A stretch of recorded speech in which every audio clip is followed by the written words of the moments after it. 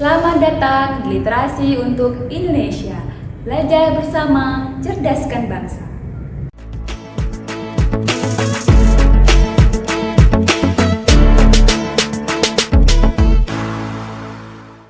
Halo generasi cerdas.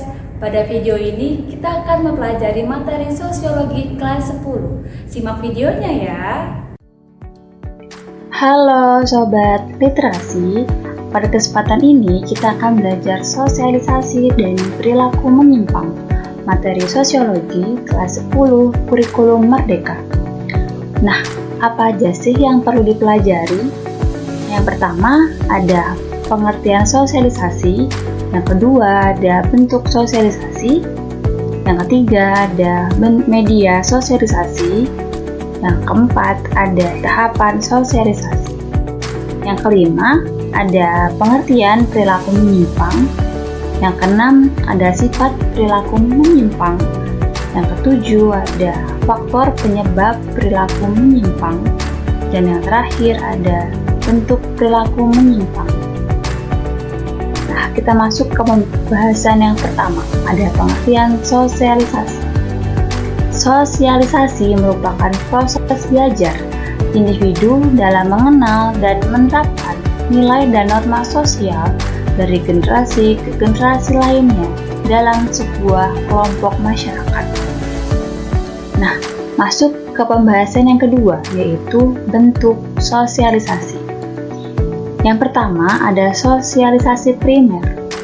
Peter L. Berger dan Luckman mendefinisikan sosialisasi primer sebagai sosialisasi pertama yang dijalani individu semasa kecil dengan belajar menjadi anggota masyarakat atau keluarga.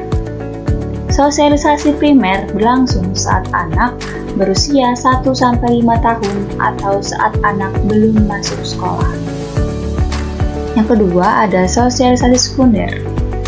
Sosialisasi sekunder adalah proses lanjutan setelah sosialisasi primer yang memperkenalkan individu ke dalam kelompok tertentu dalam masyarakat. Nah, yang ketiga ada media sosialisasi. Apa aja sih?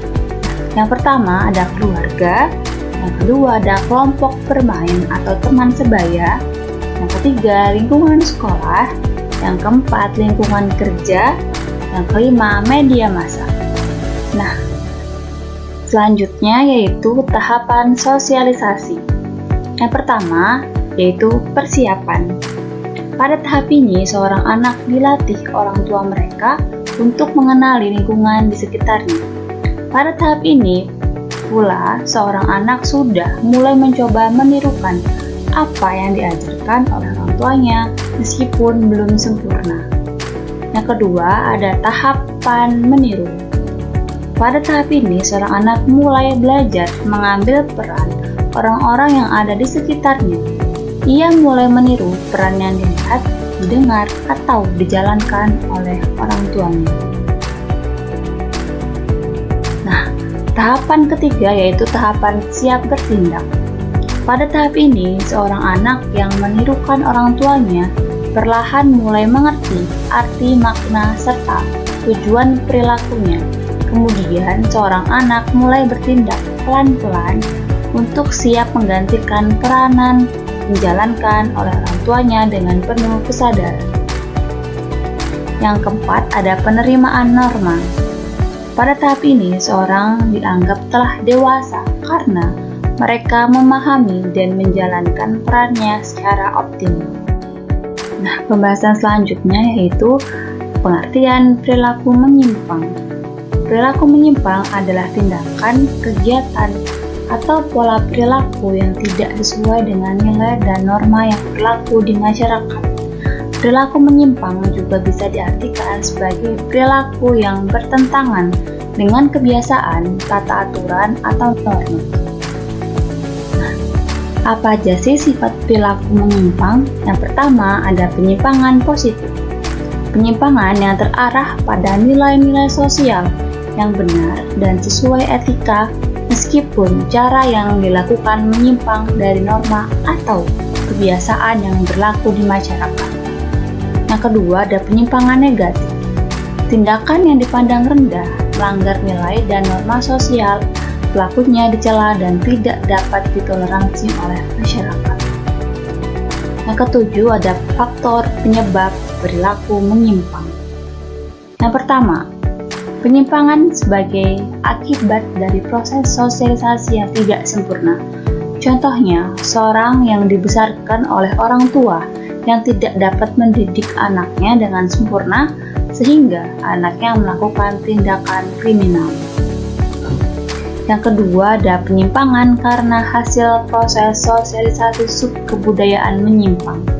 Contohnya, kelompok menyimpang seperti kelompok perampok, geng pencopet, dan lain-lain.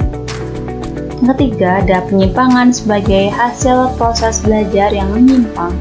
Contohnya, penyalahgunaan narkoba, penyimpangan seksual, dan kenakalan remaja. Yang ke-8, ada bentuk perilaku menyimpang. Pertama, ada primer. Contohnya yaitu pegawai yang bolos kerja dan siswa yang menyontek. Penyimpangan sekunder, contohnya pembunuhan dan kejahatan.